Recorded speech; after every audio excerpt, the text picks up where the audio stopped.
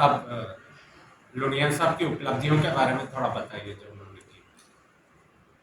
ऐसा है, श्री लूनिया जी की उपलब्धि बताना तो बड़ा मुश्किल काम है, क्योंकि इतनी ज़्यादा उपलब्धियां थी जिनके बारे में क्या बताएं और क्या नहीं बताएं। जी। और हर संस्था से वो जुड़े हुए थे, और जिस संस्था में भी वो जुड़े हुए थे उन सभी संस्थाओं में इतना पूरा का पूरा पार्टिसिपेट और भाग लेते थे जिसकी कोई का बोलना उदाहरण करना मुश्किल है। जी। यानी हिंदी महाविद्यालय के साथ उनका एक विशेष प्रेम रहा, और इस संस्था में वो पहले मेंबर बने, इसके जॉइंट सेक्रेटरी बने, और उसके बाद 22 साल तक वो प्रेसिडेंट रहे, और मैं उनके साथ 22 साल तक सेक्रेटरी रहा। क्योंकि वो जब प्रेसिडेंट बने तो उस समय सेक्रेटरी, मैं बना सेक्रेटरी से वो प्रेसिडेंट बने थे। इसके अलावा मारवाड़ी शिक्षा समिति जो है उसके भी वो सेक्रेटरी रहे, और वहाँ पर भी उन्होंने कई काम किए और काफ़ी डेवलपमेंट उस कॉलेज का किया। ये 2 कॉलेज ही नहीं बल्कि एक संघी कॉलेज जो थी उसके अंदर भी वो रहे, और भी विभिन्न शैक्षणिक संस्थाओं के अलावा मेडिकल क्षेत्र में भी काफ़ी उनका सहयोग रहा। वो लायंस क्लब के अंदर बहुत एक्टिव रहे, और लायंस क्लब के हिसाब से यहाँ ऑक्सीजन सिलेंडर सप्लाई करने का मामला या बेड सप्लाई करने का मामला, ये सब काम वो देखा करते थे।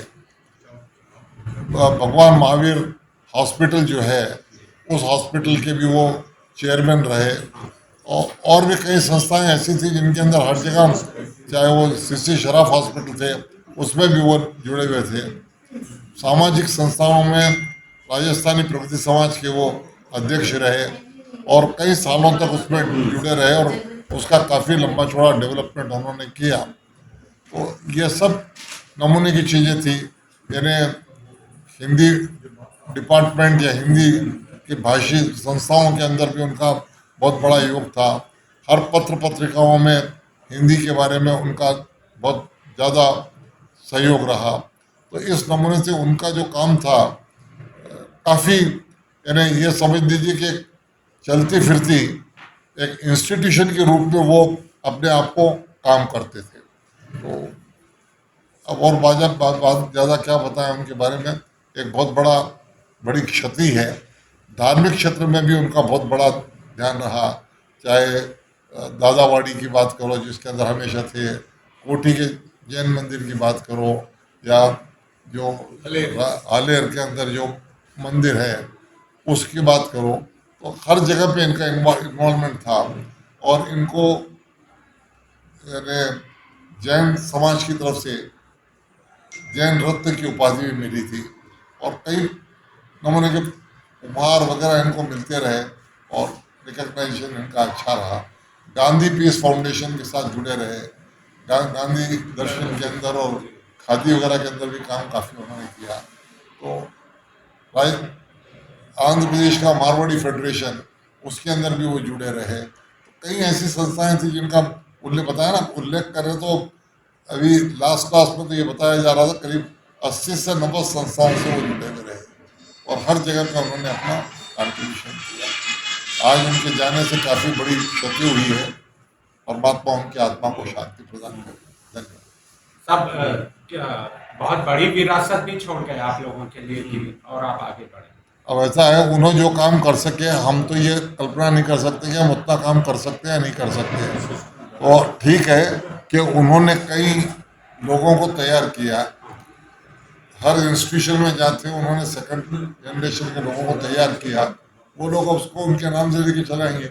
वो जो एक आदमी काम करते थे, हम 100 आदमी मिलकर वो काम नहीं कर सकते, उतनी बड़ी विरासत थी। तो आने वाले भविष्य में कमी खलेगी साहब उनकी। कमी तो हमेशा खलेगी सर। ऐसा है, जो आदमी इतना इन्वॉल्व होकर काम किया है वो काम करने वाला आदमी तो होना ना। और ये एज में यानी हम तो ये आशा भी नहीं कर सकते कि वो एज तक हम पहुंचेंगे या नहीं पहुंचेंगे।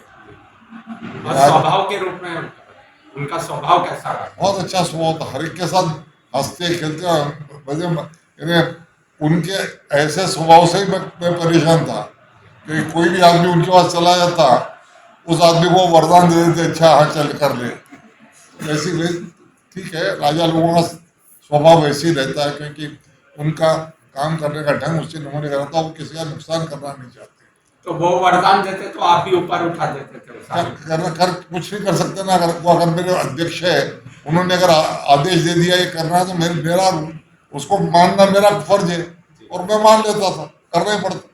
सब कुछ नाम बताइए ना जो हिंदी के लिए आगे काम करने की जिनसे आप अपेक्षा कर रहे अब ऐसा है, हिंदी के लिए काम करने की अपेक्षा जो पुराने लोग हिंदी के रह गए, वही लोग हिंदी का काम कर रहे हैं। हैं। क्योंकि कारण ये हो गया कि उसके बाद के अंदर कोई आदमी ऐसा नहीं आया जो हिंदी का काम करेगा। और हिंदी के मामले में क्या है, जब तक कोई सपोर्ट गवर्नमेंट से नहीं मिलता, जब तक, और ये क्या हो गया, भाषा जो है, हालांकि सेंटर के अंदर ये होम मिनिस्ट्री में आती है, और उसके अलावा जितना एजुकेशन या जो डिपार्टमेंट है वो पूरा का पूरा स्टेट गवर्नमेंट के हाथ में है। तो स्टेट गवर्नमेंट के हाथ में रहने से इसका बहुत बड़ा विरोध साउथ में हो रहा है। साउथ में हो रहा सो हो रहा है, नॉर्थ में भी लोग हिंदी छोड़ के अब सब अंग्रेजी में चले गए। जहाँ हिंदी चलना चाहिए वहाँ पर भी वो अंग्रेजी में चले गए। क्योंकि मुझे अच्छी तरह से याद है, जिस समय मैं शुरू में इस कॉलेज के अंदर एज सेक्रेटरी आया, यहाँ जो तकलीफ होती थी, किताबें नहीं मिलती थी या कोई चीज़ मिलती थी, मैं कानपुर यूनिवर्सिटी गया कि भाई ये तो कानपुर बहुत बड़ा सेंटर है जो हिंदी का वो है, यूपी का मामला था। वहाँ जाके जब यूनिवर्सिटी वालों से मिला तो बोले क्या बात करने आए आप मेरे पास, हमारे पास हिंदी डिपार्टमेंट नहीं, खाली डिपार्टमेंट है, लैंग्वेज में पढ़ाते हैं, बाकी हमारे पास कोई चीज़ हिंदी में नहीं है, सब अंग्रेजी में है। तो वहाँ जाने के बाद भी हमको उस जमाने में नहीं मिली, ये बात 20 साल पहले की बता रहा हूँ। आज तो दुनिया का पानी कहीं और काफ़ी ऊंचा उठ गया है। भले मोदी जी बहुत अच्छा काम कर रहे हैं कि जहाँ हर जगह वो अपना भाषण हिंदी में देते हैं, फॉरेन में भी जाते हैं तो हिंदी में देते हैं, ये अच्छा काम है, पर इसका असर कितना पड़ेगा और कितने लोग इसके लिए सही रूप से काम करेंगे, ये प्रश्न चिन्ह है।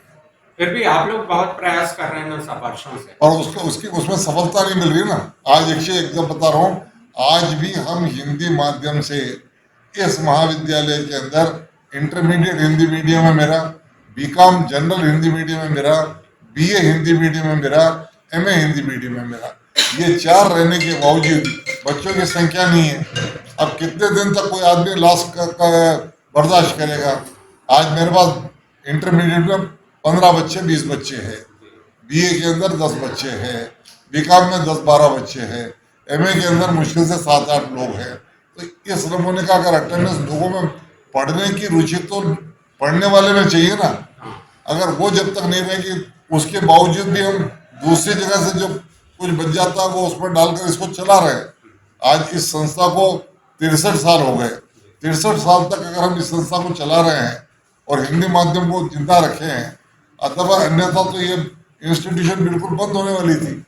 तो जिन लोगों ने उस समय सोचा, उनकी दूरदृष्टि थी, हम भी यही सोचते रहे कि ये राष्ट्रभाषा बन जाएगी, तो उस समय कम से कम लोग इसके अंदर पढ़ना चाहेंगे, पर अल्टीमेटली वो हमको आगे दिखाई नहीं दे रहा है। और परमात्मा से प्रार्थना करते हैं कि ऐसी रोशनी दिखे जिससे हम वापस उस लाइन जाए, तो बहुत अच्छी चीज़ है। क्योंकि एक संपर्क भाषा हर देश की होती है और हमारी अपनी भाषा होना चाहिए। हिंदुस्तान में सबसे ज़्यादा बोली जाने वाली भाषा हिंदी है। तो उस हिसाब से भी हमारी गवर्नमेंट को चाहिए कि ये इसमें ध्यान दे और इसको ध्यान देकर हिंदी को एक संपर्क भाषा के रूप में राष्ट्रभाषा बना दे। बाकी अलग अलग भाषाएं अलग अलग जगह पे चलती रहती है। आज फॉरेन में हम इतने कंट्रीज घूमकर आए हैं, हर कंट्री की अपनी भाषा है। छोटा से छोटा कंट्री है तो उसकी भी भाषा वही है, और वहाँ पर अंग्रेजी में नहीं रहने के बावजूद भी वो अपनी तरक्की कर रहे हैं। जापान, जर्मनी, फ्रांस, वहाँ उनकी खुद की भाषा है, उसके बाद भी वो इतना तरक्की करके आगे बढ़ गए। हमको भी, हमारी गवर्नमेंट को, हमारे लोगों को ये सोचना चाहिए ताकि देश का कुछ उद्धार हो।